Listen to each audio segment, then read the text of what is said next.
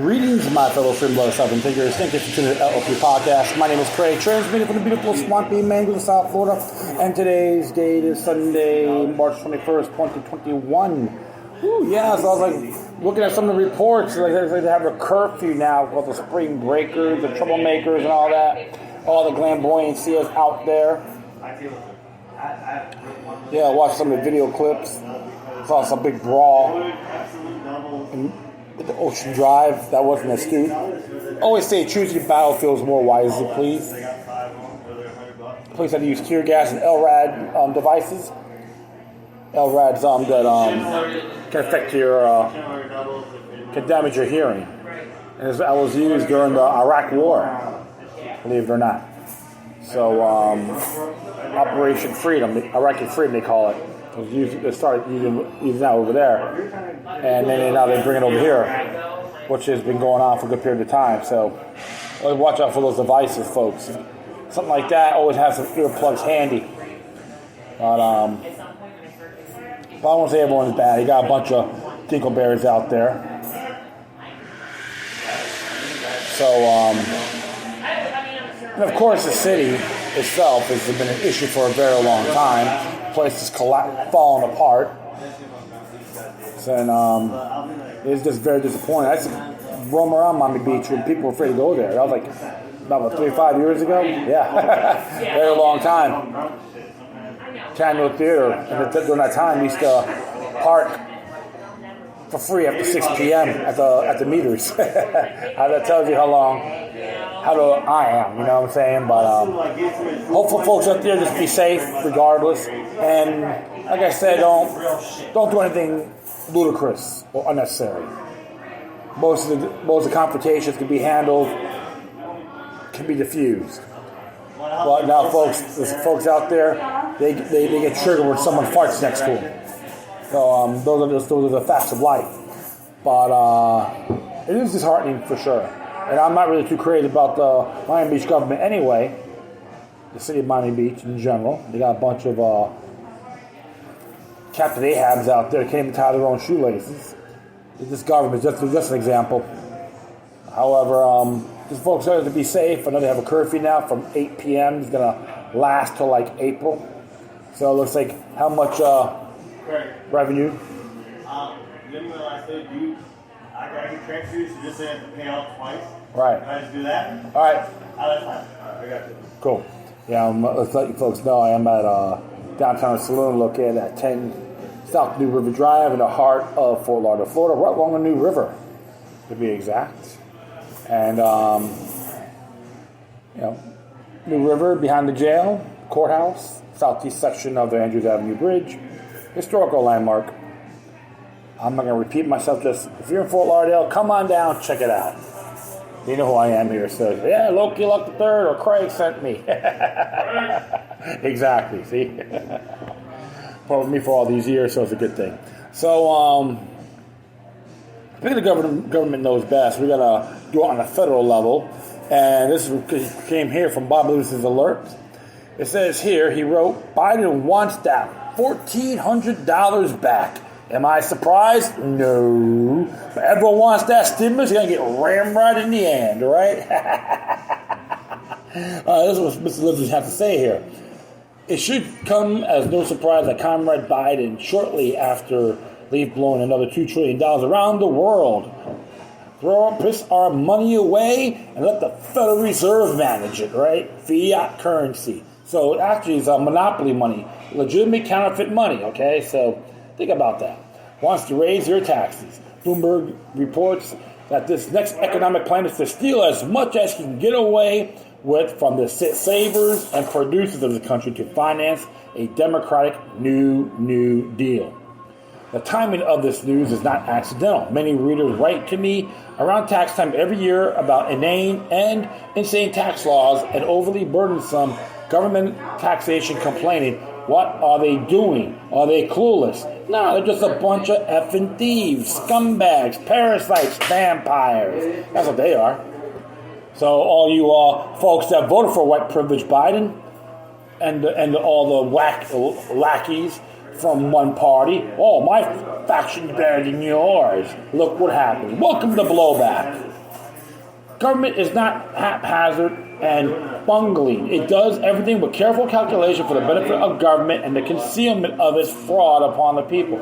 An opinion piece in favor of MMT, which stands for Modern Monetary Theory, written by Common Dreams and posted on Alternet, warns us of the socialist true intentions with regard to taxation. Every proponent of progressive tax policy knew that it was not just a revenue source. We do very well to remember that progressive taxation is a democratic reform. You will never go wrong recalling exactly who the tax and spenders are, and while keeping in mind that establishment Republicans are simply no tax yet spenders. They are part of the engine of wealth confiscation that purports to operate for your own good, but is for the good of the few and not for your enrichment or personal liberty. If you witnessed the gaggle of Democrat candidates for president promise to raise your taxes to pay for their infrastructure plans and free handouts, I hope you didn't fall for it. Not only because of the contradiction inherent in right and free things needing to be paid for via taxation or any other means, but because taxation is a wound on the people and the government is here to make sure it never heals. Analysts are predicting that Biden will want to raise, as if taxation is for revenue, between $2 trillion to $4 trillion for infrastructure, Biden's climate change initiatives, healthcare, and economic inequality by taxing the wealthy, taxing corporate profits, and by deleting President Trump's tax cuts. Ain't that brilliant from a man with dementia? Yep, TeknoAxe #1 fan to be exact. So the president is going to right economic inequality by forcibly taking from some Americans to give to others. How is that equal? And how in the world can people imagine that they are free when they are induced to contribute their labor to the government? Involuntary servitude is not freedom, and it has never been. Income tax alone has destroyed liberty and freedom in America. Yeah, and what's funny, if they try to do these tax laws or try to raise taxes on you, that's called involuntary servitude. Violates the 13th Amendment of the U.S. Constitution. You know, folks, too, the 16th Amendment was illegally ratified because it never hit that 3/4 of the State of the Union threshold.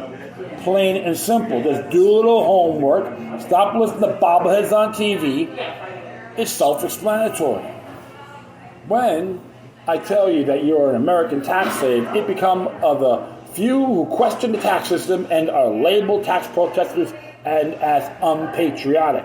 The propaganda machine has successfully persuaded the American people to think of themselves as taxpayers, which I don't buy that at all, folks. After all, you don't think bad thoughts about something you are. Inconceivable numbers. All these trillions that make us dizzy is just so much nonsense. Modern money can be created in digital form. They don't even have to print the paper. It has no normal parameters or limits. Forget about the so-called federal debt. They cover us up with myths. Have we lost our minds to the propaganda machine? Let me make a point here. There is no money account in the United States. If you ask the Internal Revenue Service or any money authority what is the money of account in the United States, they cannot and will not answer because there is none. It's all mythical nonsense. Always remember, the government has nothing good or nice to give you. The government is the business of contracting freedom and wealth, not expanding it. Income tax season reminds us that people can be conditioned to accept anything. In time, people stop all questions and all inquiry. The income tax is used to express and force public policy is the foundation of socialism.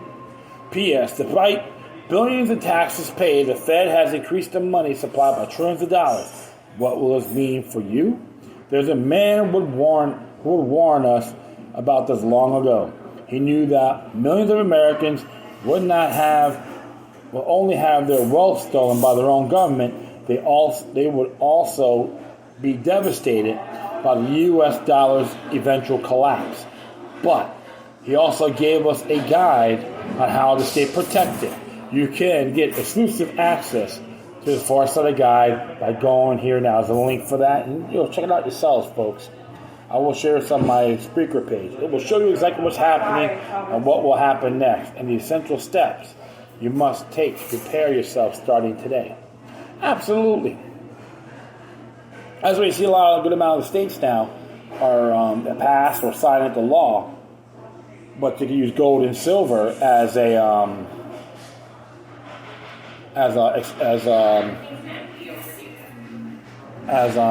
currency, which is legit in our Constitution.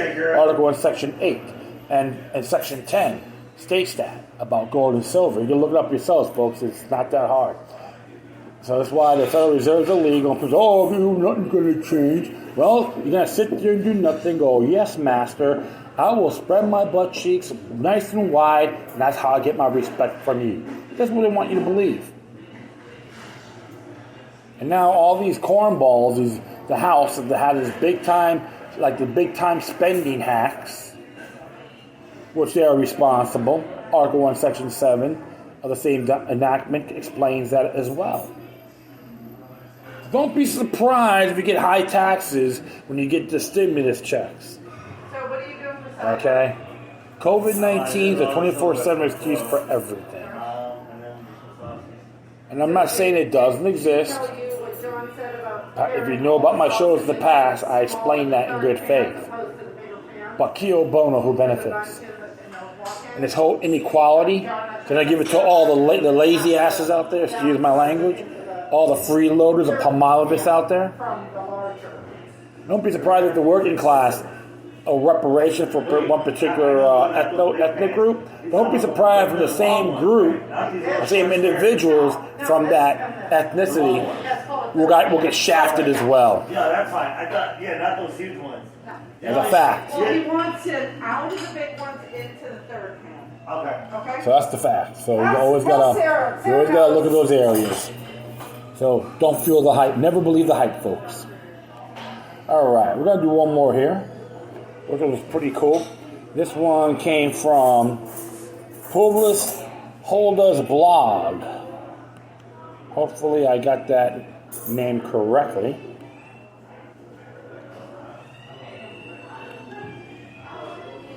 This one here, when the feds violate the Constitution, should we blame the Constitution?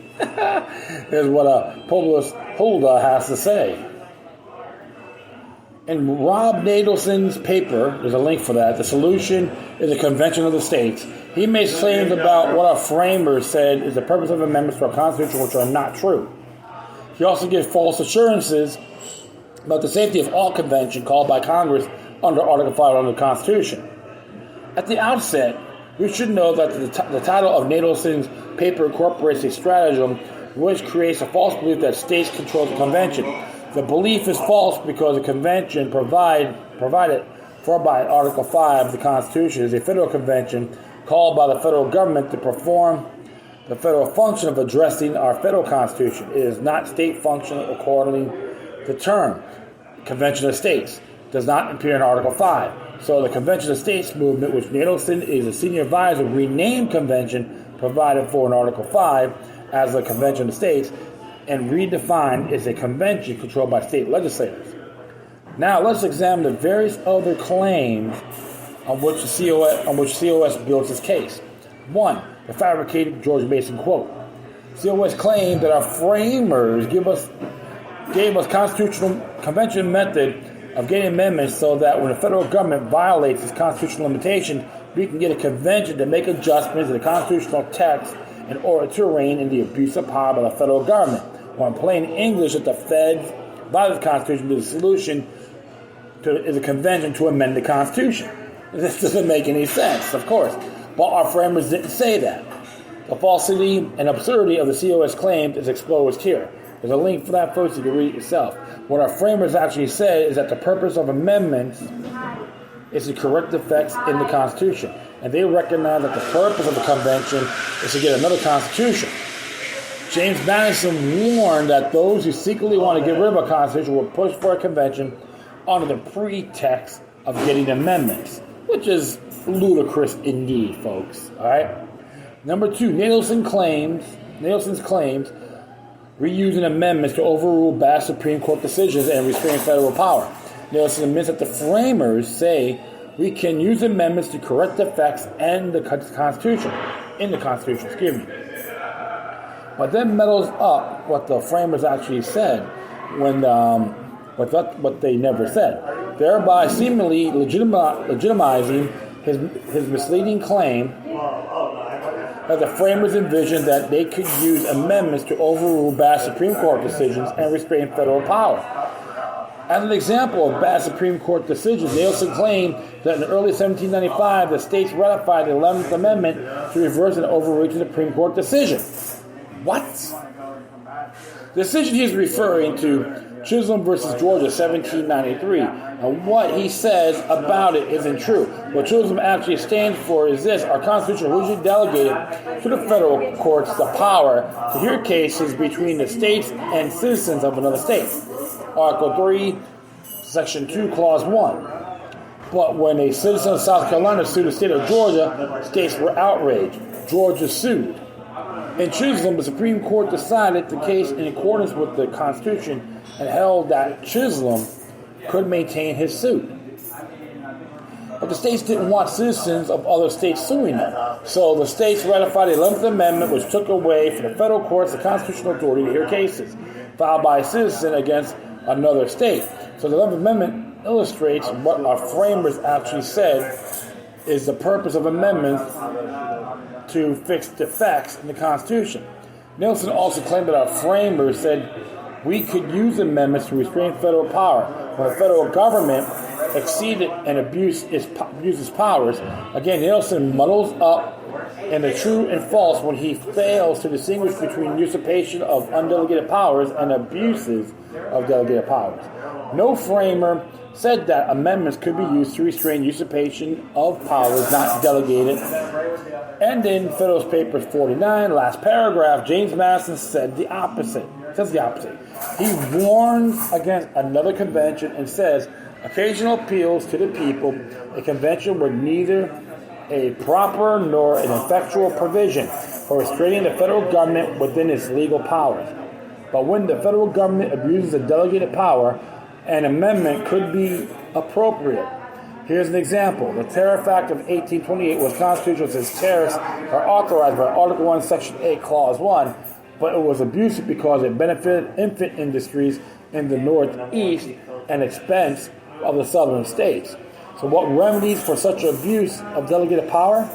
Article 1, Section 8, Clause 1 could be amended to say that Congress may impose tariffs only to raise revenue to carry out the enumerated powers and may not impose tariffs in order to benefit one section of the country at the expense of the other sections.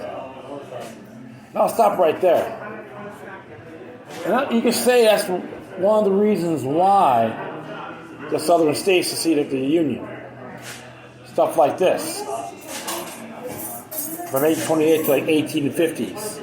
It's good to know this because people don't just guess because they were told one thing and try to condition us like Pavlov's dogs. You gotta look at these. Look at it. Very interesting. You look into that. Number 3, Nelson's proposed corrective reforms to the Constitution. Nelson said he wants a convention to get a balanced budget amendment, BBA, to curb undemocratic and unfair regulations, to reverse liberal activist Supreme Court decisions, to impose term limits, and get other amendments to restrain federal power. But as anyone who reads it knows, our Constitution already limits the federal government to a handful of enumerated powers. The powers are listed here. There's a link for that. The categories of cases federal courts are authorized to hear are listed in Article 3, Section 2, Clause 1. All problems of which COS and Nelson complain are the result of violations by federal government of the existing constitutional limitations on their powers, and the states acquiesce in such violations. Balanced budget amendment. Our Constitution already limits federal spending to the enumerated powers, but for 100 years ever has ignored the existing limits on federal spending. The BBA will replace the existing enumerated powers limitation on federal spending and create a new constitutional authority to spend on whether the President or Congress put it into the budget. A BBA thus legalizes spending, which is now unconstitutional, as outside the scope of the enumerated powers and transfer the federal government into one which has a constitutional authority over whether Congress decides to spend money on. And you can look at Article 1, Section 7. That's the House. They're the originators of revenue of the same enactment. Federal regulations, Article 1, Section 1 vests all lawmakers' powers in Congress, so all regulations issued by federal executive agencies which purport to apply to the country at large are unconstitutional, as in violation of Article 1, Section 1, and as outside scope of the enumerated powers. An amendment such as Natos has proposed is a grant of constitutional power to the federal executive agencies to make law. Supreme Court opinions. This shows why Roe v. Wade is unconstitutional. This shows why opinions banning Christian speech in the public square are unconstitutional. The remedy our framers for such usurpations is impeachment and removal from the bench. Federalist Papers 81. I believe it's by Hamilton, if I'm correct. And notification by the states of unconstitutional opinions.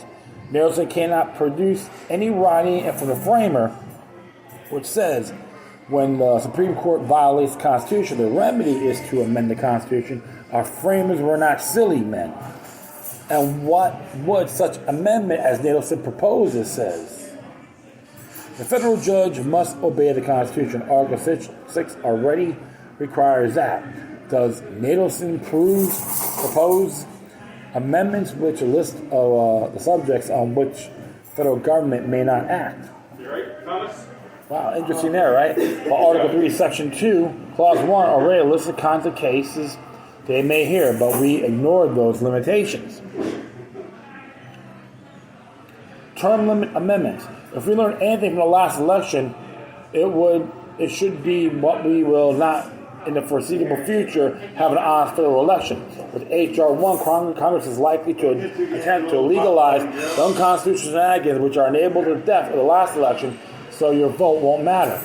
But even if we had honest federal elections, consider this.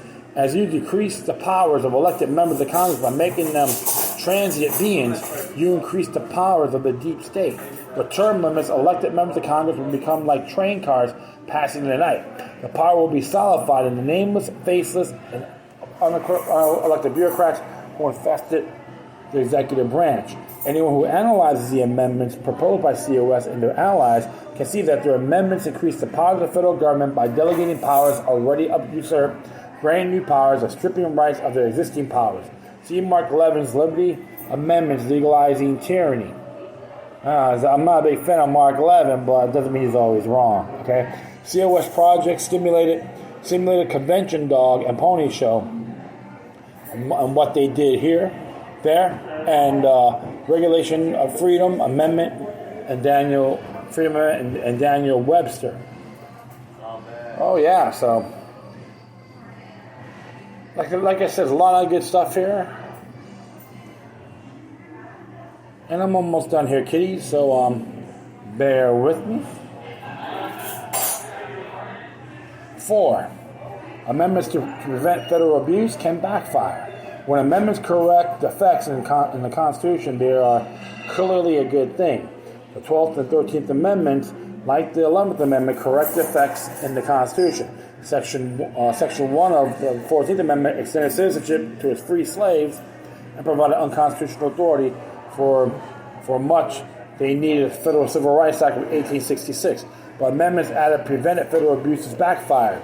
In Federalist Papers number 84, 10th paragraph, Alexander Hamilton warned against adding a Bill of Rights for a Constitution under a Constitution of enumerated powers. The government may lawfully do only what the Constitution permits to do so.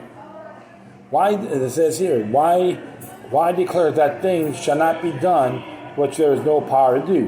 Why, for instance, should it be said that the liberty of the press shall not be restrained, when no power is given by which a restriction may be imposed? It is evident that it would furnish to men disposed to usurp plausible pretense for claiming that power. While Hamilton's warnings were brushed aside, and beginning in the 1920s, justices of the Supreme Court, who were disposed to usurp, fabricated a doctrine under which they claimed that the First that Section 1, the 14th Amendment, incorporated various parts of the first 8 amendments so that those amendments restricted the states. This is how the Supreme Court usurped power to dictate how the states must apply to the Bill of Rights, as shown here. You can look at it yourself. There's a theory of the Supreme Court used to ban Christian speech from public schools and counties, courthouse lawns. Let me tell you something. Right there, that's why there's so much controversy with the 14th Amendment. And that's what they call it. They call it the incorporation doctrine. All right, this is very dangerous, okay? Throughout the years, the Supreme Court has extended its incorporation doctrine to dictate the states how must apply the 1st, 2nd, 4th, 5th, 6th, and 8th Amendments. Furthermore, amendments usher in implementing federal statutes and executive agency regulations, and judicial power over the subject of the amendments become vested in the federal courts.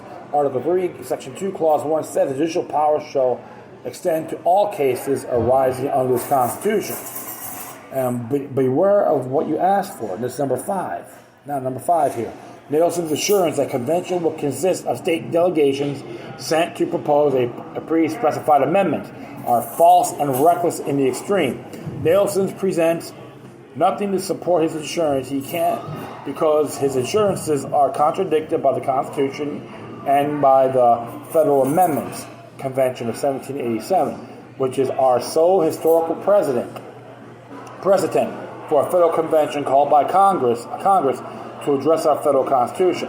Article 5, U.S. Constitution says, the Congress, whatever 2/3 of both houses shall be deemed necessary, shall propose amendments to this Constitution, or on the applications of the legislators of 2/3 of the several states, shall call a constitute convention proposing amendments. So let's go here. Article 1, Section 8, last clause, U.S. Constitution says, Congress shall have the power to make all laws shall be necessary for proper and carrying into execution the foregoing powers and all other powers vested by this Constitution in the government of the United States or in any department of officer thereof. So Congress calls a convention and makes laws necessary and proper to organize a convention. The April 11, 2014 report of the Congressional Research Service shows that Congress recognizes that Article 5 grants to Congress exclusive authority to set up a convention. Second, while the Constitution is silent on the mechanics of an Article 5 convention, Congress has traditionally laid claim to broad responsibilities in connection with the convention, including 1, receiving, judging, and recording state applications, 4, determining the number of selection process for its delegates. So Congress has the power to receive and judge the applications, how the applications, which ones to count, rather to aggregate the different forms of applications, etc. Nothing in the Constitution permits state legislatures to dictate amendments to be considered. The convention is a deliberative body. Nothing in the Constitution requires Congress to permit states to select delegates. Congress has the same Congress, which Nelson tells us is abusive, mendacious, and it reveals in its power, has the power to select the delegates. Congress may appoint themselves as delegates. 6. The people have the power to take down and set up governments. The push for Article 5 convention is a hoax. The globalists who stole the election want a new constitution. They're using getting amendments to rein in the federal government as a pretext for getting a convention where a new constitution is sure to be imposed. Madison expressly warned of this strategism. Our Declaration of Independence is part of the organic law of our land. It recognizes that people take down and create governments. When delegates meet in convention to address the Constitution, they are the sovereign representatives of the people. They cannot be controlled by the creatures of the Constitution ratified by the people. Federalist 40, 15 paragraph, James Madison in the transcendent and precious right of a people to throw off one government and set up a new justification for the delegates to the federal amendment invention of 1787, ignoring their instructions to propose amendments to Articles of Confederation, and instead write a new constitution with its own easier and mode of ratification. Accordingly, even if the abusive mendacious, Congress doesn't reveal its power. No appoint delegates or graciously permits states to select delegates. State legislatures have no competent authority to control delegates at a convention called by Congress pursuant to Article 5. The delegates, as sovereign representatives of the people, have the power to eliminate federal and state governments. Heed the warning of the great statesman Daniel Webster. A politician that undertakes to improve a constitution with as little thought as a framer sets about meaning his plow is no master of his trade. If that constitution be a systematic one, it will be a free one. Its parts are so necessarily connected that an alteration in one will work an alteration in all. And this clobber, however pure and honest his intentions, will in the end find what comes to his hand a fair and lovely fabric goes them a miserable piece of patchwork. This is Daniel Webster, 4th of July oration, 1802. There's end notes on here too. Folks can check it out. So the whole thing is, this whole Constitutional Convention is nothing more than a rhetorical deception. So I don't support Convention of the States, but I endorse Article 6 of our U.S. Constitution, which is considered, U.S. Constitution is considered the supreme law of the land. It's already been written, folks. Has to be thoroughly implemented. When the men had this debate on the floor, they expected corruption, tyranny, shysters as well. They weren't stupid.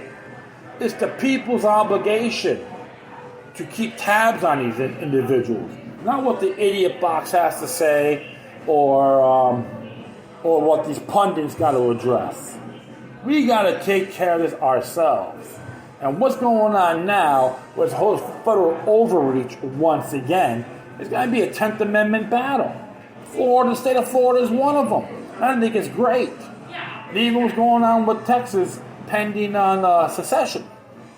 I'm not saying it may not go through. I'm not going to guarantee it, but it's a sense of a great presentation that is these United States, a constitutional republic, then what they want is a corporation. Think about that, right? Absolutely. There's a lot of good information on here by Polibus Holder's blog. I encourage everyone to check it out. I will leave that on my speaker page as well. So, good information. Educate yourselves, folks. We all got obligations. It's not that hard. So, it takes a little time. We all have our pros and cons, including myself. But always try to improve, especially on your moral obligations as citizens, people, and all that. So always learn these facts before listening to the knuckleheads of the so-called elected servants. Believe are smarter than everybody else, including both president and vice president, which I don't consent. They're not. They're unmerited individuals. They're just an example. All right, well, that will be it. I thank everyone for listening. Plus, feel free to download and share us throughout your social media networks. If you have any questions, comments, or something that's interesting, check out whatever you do, please send your correspondence to Decorum. Furthermore, I'll leave the footnotes of these articles on my speaker page. And if you want to contact me, you can hit me at LokiLuck number 03 at protonmail.com. And if you want to send a donation, I'm on PayPal.me and cash.app /LokiLuck number 3. If you want to donate to Bob Livingston and Polibus Holder blog, that'd be great to see how you can send them some love. That'd be awesome. All right. So once again, thank you for your time. Plus, always remember that the demoniac resistance is healthy for the soul and can liberate humanity. Until next time, take care of yourselves.